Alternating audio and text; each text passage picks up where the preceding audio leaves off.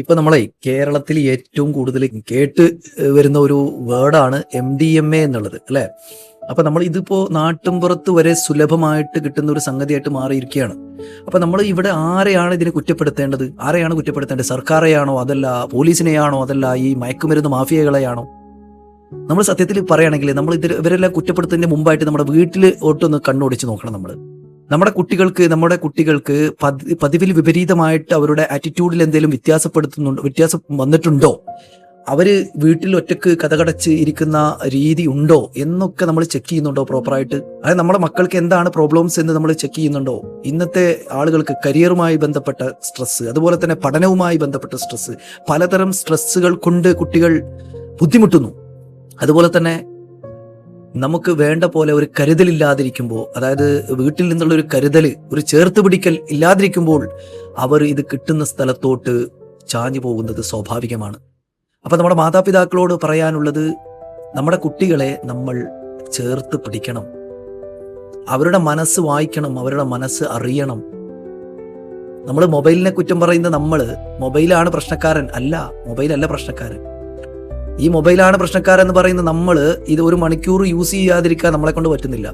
ഇന്ന് ലോകത്ത് ആരെ കൊണ്ടും പറ്റുന്നില്ല. ഈ ലോകത്ത് നിന്ന് 1 മണിക്കൂർ ഇന്റർനെറ്റ് ഇല്ലാതായി കഴിഞ്ഞാൽ അവസ്ഥ, നമ്മുടെ മൊത്തം സാമ്പത്തിക സ്ഥിതി തകരാറിലാകുമെന്നുള്ളതാണ് സത്യം.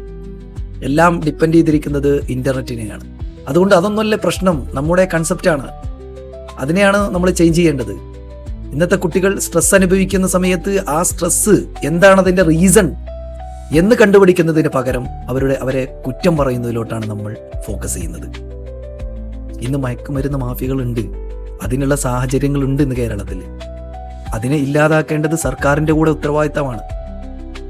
അതുപോലെ തന്നെ നമ്മൾ അതിനെക്കുറിച്ച് നല്ല അവയർനെസ് ആയിരിക്കണമെന്നാണ് പറഞ്ഞു വരുന്നത്. പിന്നെ പലപ്പോഴും തെറ്റായ കൂട്ടുകെട്ടുകളിൽ പോയിട്ട് ജീവിതം ഹോമിക്കേണ്ട അവസ്ഥ വരാറുണ്ട്. അപ്പൊ അങ്ങനത്തെ തെറ്റായ കൂട്ടുകെട്ടുകളിൽ എൻ്റെ കുട്ടി പോയിട്ടുണ്ടോ എന്ന് ചെക്ക് ചെയ്യേണ്ട ബാധ്യത നമുക്കുണ്ട്. ഇതൊക്കെ തുടങ്ങുന്നത് ഒരു രസത്തിനായിരിക്കും, ചെറിയ ലഹരി. പിന്നെ ഇതിൽ നിന്ന് ഊരാൻ പറ്റാത്ത അവസ്ഥയാണ് കുട്ടികൾക്ക് ഉണ്ടാവുക. അപ്പൊ ഇതിനെക്കുറിച്ച് നമ്മുടെ വീട്ടിൽ നിന്നാണ് ആദ്യം ബോധവൽക്കരിക്കേണ്ടത്. ഇന്നിപ്പോൾ പറയുകയാണെങ്കിൽ, ഇപ്പം ഒന്ന് ധാർമ്മികതൻ്റെ വിഷയം പറയുകയാണെങ്കിലും, മൊറാലിറ്റി എന്ന് പറയുന്നത് ഇപ്പം നമുക്ക് എല്ലാ മതക്കാരും അവരുടെ സമുദായത്തിന് മൊറാലിറ്റി വൈസ് ഒരുപാട് കാര്യങ്ങൾ പറഞ്ഞു കൊടുക്കുന്നുണ്ട്.